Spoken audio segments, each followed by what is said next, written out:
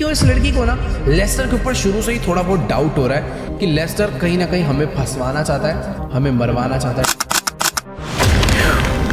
ओह, और इस टाइम पे मैं कुछ भी नहीं कर सकता यार। देखो अभी ना मुझे बिल्कुल नहीं समझ आ रहा कि आखिर मेरे साथ क्या हो रहा है। मेरे हाथ में गन है, सामने टॉमी है, ये तो लेस्टर का बेस है। इस लड़की ने मुझे बोला था लेस्टर धोखेबाज हो सकता है, और भाई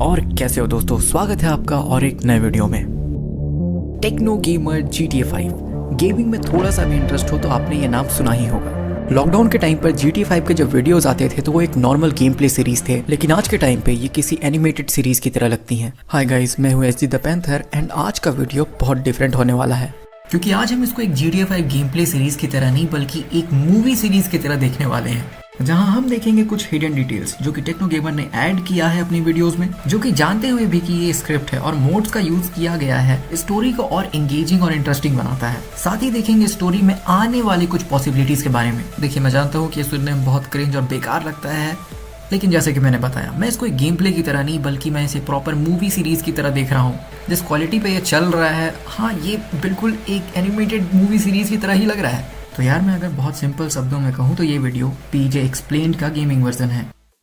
अभी तक जहाँ ये स्टोरी पहुंची है, मुझे लगता है कहीं ना कहीं उसकी स्टार्टिंग यहीं से हुई थी, जब पहली बार टॉमी यहाँ पे दिखाई देता है। बाकी ये बंदा भाई गन लेकर आ रहेगा यहाँ पे। वो मुझे देखते ही छुपा दी भाई इस बंदे ने सीधा गन को। क्या चाह रहा है भाई ये? जहाँ टेक्नो इसके बारे में थोड़ा सा बात तो करते हैं, लेकिन फिर ये अपनी स्टोरी पे फोकस कर लेते हैं, जो कि इनका एक पर्सनल स्टाइल है, जिससे ऑडियंस को नोटिस भी हो जाए, थोड़ा सा हिंट मिल जाए एंड वो आगे एज रेफरेंस काम आए। उसके बाद के सीन में भी टॉमी बैकग्राउंड में दिखता रहता है, जिससे ये बात तो क्लियर लग रही थी कि इस बंदे का आगे अच्छा खासा रोल होने वाला है। तो अब बात करते हैं यार कुछ रीसेंट एपिसोड्स के बारे में, जहाँ पर ये इस छोटे से प्रिजन के बारे में थोड़ा सा ऑडियंस को हिंट दे देते हैं, जैसे कि भाई याद रखना, ये आगे देखने को मिलेगा। भाई सीक्रेट बेस के साथ साथ छोटा प्रिजन भी है। बाय चांस अगर लेस्टर को किसी बंदे को किडनैप करना पड़े ना, तो नीचे ही वो उसे पकड़ देगा। उसके बाद का तो आप लोगों को पता ही होगा। तो यार, अब बात करते हैं इस एपिसोड की, जहाँ पे एक ही टाइम पे भाई बहुत कुछ हुआ। सबसे पहले तो हमें दिखती है यहाँ पे लेस्टर की फ्रेंड, जो कि कुछ डील कर रही थी, जिसे टेक्नो भी ध्यान देते हैं एंड फिर से एक ऑडियंस को हिंट देने की तरह याद दिलाते हैं। पर जो पुराने ऑडियंस है उन्हें पता होगा भाई कि वो कौन है। ये बैठी हुई है ना, ये मुझे ऐसा लग रहा है कि मैंने इसे पहले कहीं पर तो देखा है, वो भी लेस्टर के साथ। पता नहीं यार, इसे मुझे कहीं पर ये देखी लग रही है, बट जो भी है, इनके बीच में क्या डील चल रही है, नो आइडिया। देखो यार, मुझे यहाँ पे लगता है कि वो डील यहीं पे हुई, जहाँ पे इस लड़की को पैसे दिए गए ताकि वो माइकल की साइड छोड़ के टॉमी के साथ जुड़ जाए। और साथ ही यार, मुझे ये भी लगता है कि वो यही थी जो कि लेस्टर को सारा इन्फॉर्मेशन देती थी कि टॉमी कौन से फ्लोर में रहता है, कौन सा उसका रूम नंबर है, जिसे बाद में लेस्टर माइकल को बताता था। इसलिए माइकल भी कई बार सोचता था कि भाई लेस्टर को इन्फॉर्मेशन मिल कहाँ से रही है। और उसके बाद यार, यहाँ हमें और भी कुछ देखने को मिलता है। जैसे ही माइकल लेस्टर को फोन लगाता है ये पूछने के लिए कि क्या मैं ट्रेवर और फ्रैंकलिन के साथ इसके ऊपर हमला कर दूं, लेस्टर उसे मना कर देता है एंड उसके जस्ट बाद ही टॉमी भी वहाँ से अपने रूम के लिए निकल जाता है, जैसे उसे पता चल गया हो कि उसके ऊपर हमला हो सकता है।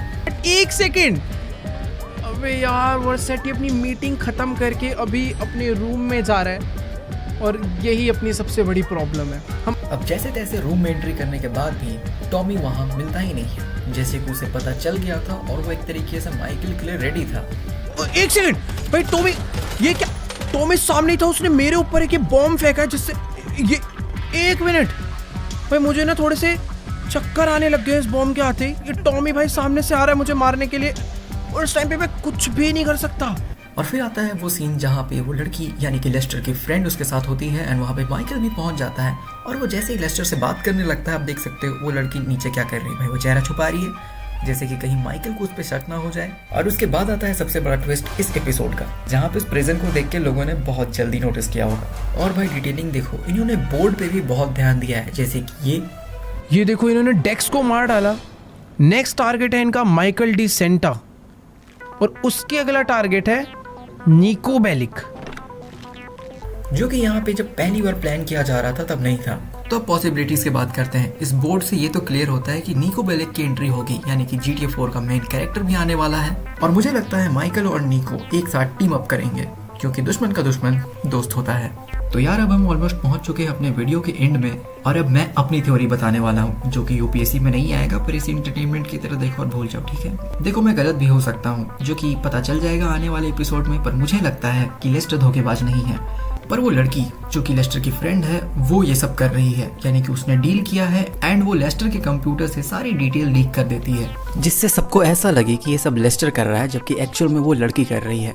लेकिन रिसेंट एपिसोड 165 देखने के बाद लगता है कि लेस्टर ही एक्चुअल धोखेबाज है, क्योंकि उसने एक ऐसी गाड़ी दी जिसके ब्लास्ट होते ही माइकल की जान जाती, जो कि साफ साफ दिखाई दे रहा है। लेकिन ये क्या कर रहा है यहाँ पे? ऐसा भी तो हो सकता है लेस्टर के जाने के बाद इसने वो बम ब्लास्ट कर दिया हो। अब देखो यार सच क्या है ये तो आने वाले एपिसोड्स में पता चल ही जाएगा, हो सकता है मैं गलत हो जाऊं और लेस्टर ही असली धोखेबाज निकले। लेकिन अगर आपको वीडियो अच्छा लगा हो तो कमेंट करके जरूर बताना, और इस वीडियो का अगर पार्ट 2 चाहते हो तो वो भी कमेंट कर देना एंड सब्सक्राइब कर लेना यार। वैसे मैंने अपनी GTA 5 की सीरीज चला रखी है, वो देखना मत भूलना, थोड़ा सपोर्ट दिखाओ यार। बाकी आज की वीडियो में इतना ही, मैं मिलता हूँ आपको बहुत जल्द नई वीडियो में, तब तक के लिए take care and bye bye.